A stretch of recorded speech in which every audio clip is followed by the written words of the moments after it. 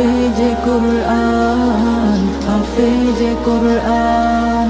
কিয়ামতের মাঠে যখন থাকবে সবাই ভীত, হাফেজদের মা বাবা তখন হবে সম্মানিত।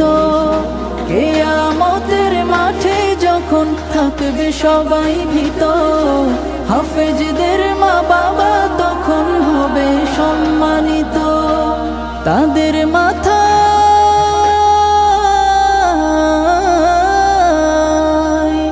তাদের মাথায় নূরের মুকুট দিবেন রহমান, যাদের বুকের মানিক হলো হাফেজে কুরআন, হাফেজে কুরআন, হাফেজে কুরআন।